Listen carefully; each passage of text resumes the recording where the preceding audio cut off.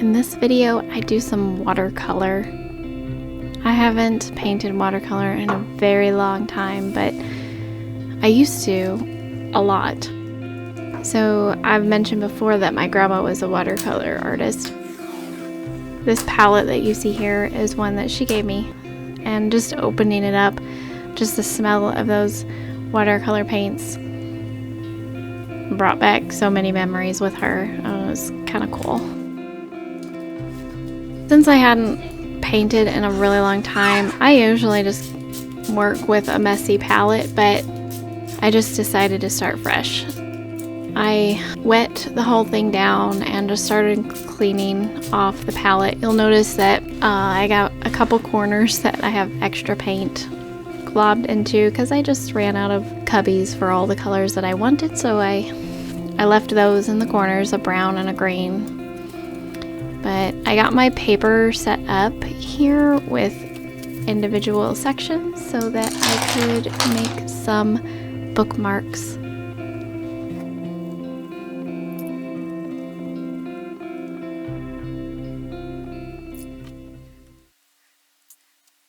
I wanted to just kind of be free to make mistakes, make miniature paintings, and just kind of get back into the feel of how watercolor worked because I haven't painted in so long. I've started recently using 2 cups for water. It's really handy just because you can kind of keep a cup pretty clean and then the other cup really dirty, and it's just nice to have constant clear water to add to your mixes on the palette, but have the dirty cup for like actually cleaning off your brush. I started out making these marigolds and it was very, very satisfying. I love planting marigolds in my garden, and it's something I'm looking forward to doing very soon. Starting some more seeds inside for the new season of gardening.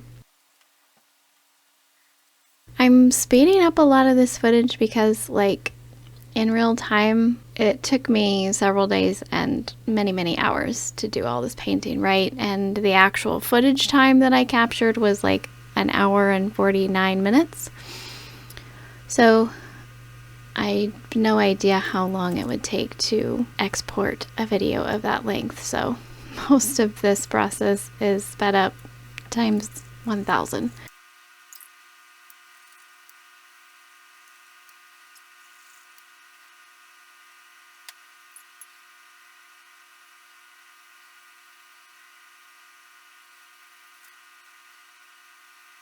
But I really liked the orange of the marigold with that ultramarine blue.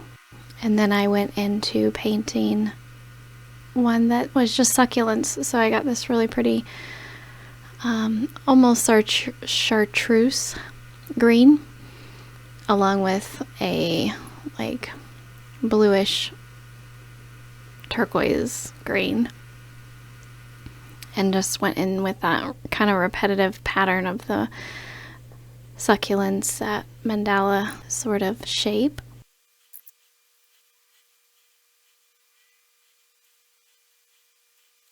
Even now, being this sped up, as this video is like 15 minutes long, so I don't know who's watching this, but I'm glad you're here.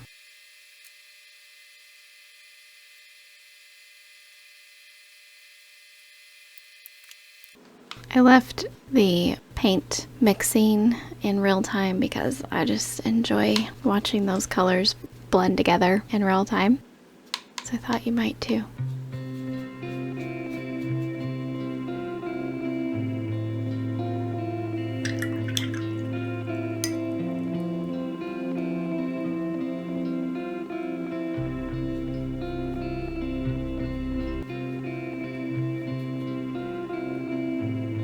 So making bookmarks was a good way to help me get back into being comfortable with watercolor again, and gave me kind of a bit of a confidence boost to be able to tackle a full-on painting, which I ended up doing the next week as a gift for my mom, and I did capture some of that on video, so hopefully I can edit that and post it here for posterity. and seeing any progress that I've made.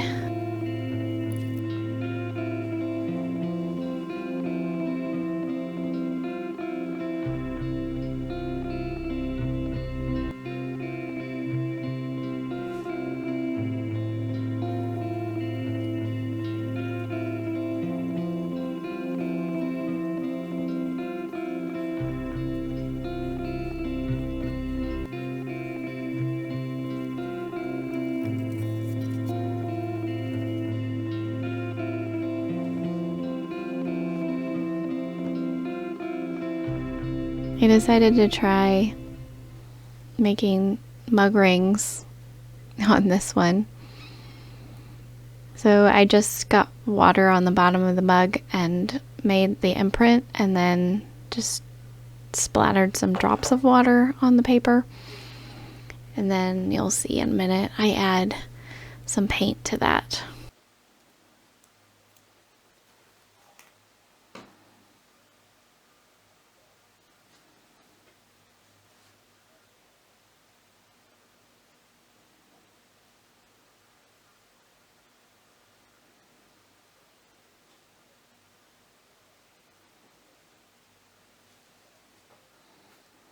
So here's that corner of my palette that has the brown watercolor paint, and I was just mixing some Payne's gray into that and watering it down a lot to try and get a good coffee color.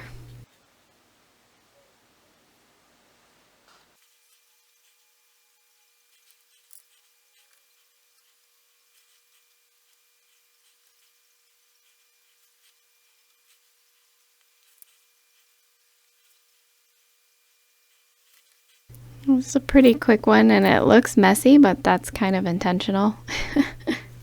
So this one I tried to make this little strip in the center kind of look like a piece of masking tape taped onto something. And then those book pages were kind of not working for me, so I was trying to scrub them out, but later I just paint over them completely, so still part of the process.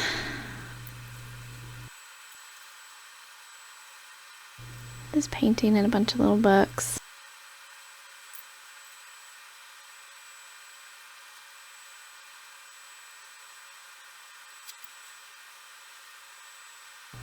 Coffee mugs.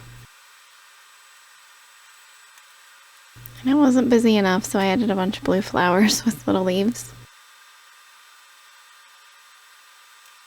The fun part too about working on this was I could keep going back and forth to each little miniature painting, because with watercolor you gotta be patient and wait for the layers to dry before you add more layers, or you need like a heat tool or a blow dryer to kind of hasten the process. But with all of these little miniature things, it worked out to be able to just like move on to the next painting and wait for the other part to dry and then just come back to it.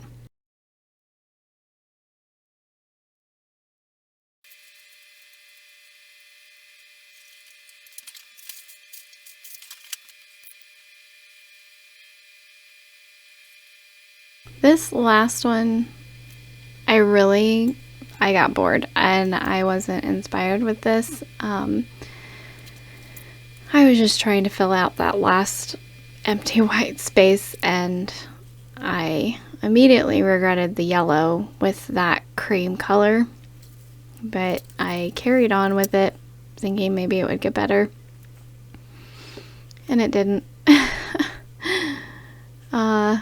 So then you see me trying to repaint the flowers more white instead of cream, and then ultimately I paint them like a magenta color also. I don't know. I wasn't enjoying the shape of the flowers or anything about this one. So I was just kind of done at this point, I think. I'd been painting for a few hours already and was uninspired, but I had to finish it because, I was recording.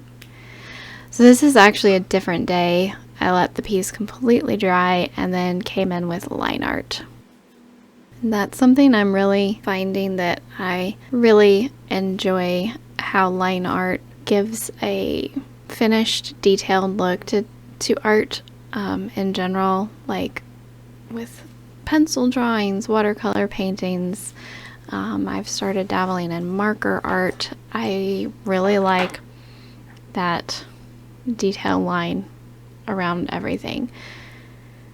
In a sense, it gives it more realism, but even more, it gives it more cartoon vibes. And I don't know, I'm just kind of drawn to that style, so I'm thinking I'm gonna try and explore that more and see where that goes, because I absolutely love this particular one with the line art, with the little books and flowers and pages of that open book. I just really love how it turned out. And that's one reason why I started with this, with the line art. I think I didn't go in any order. I just went in order of what I wanted to do line art on the most. So it was fun. This one was satisfying too to do. It was almost therapeutic. These mindless leaves.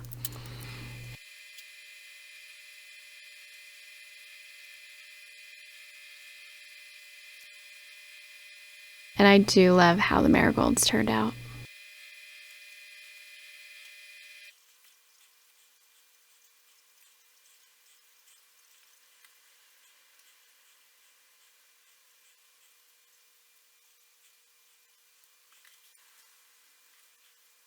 Even my camera didn't like watching me do that one. Did you see how it tilted? But I did finish it, and it is a thing, even though I don't love it, but it's okay. And the all-satisfying peel.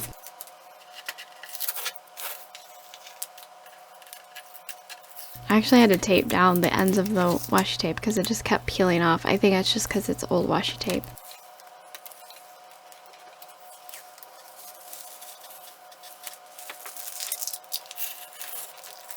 Ta-da!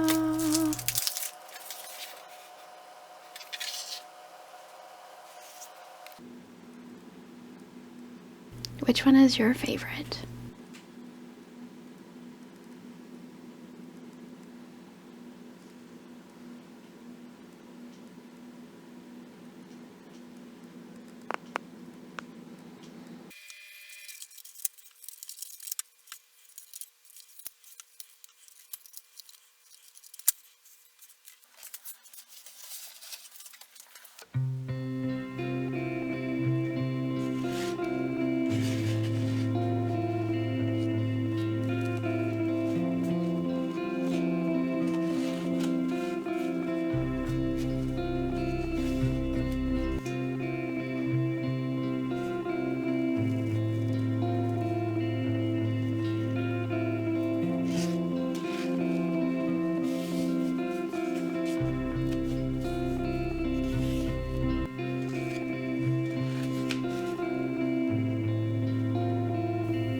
That's all for now. Bye.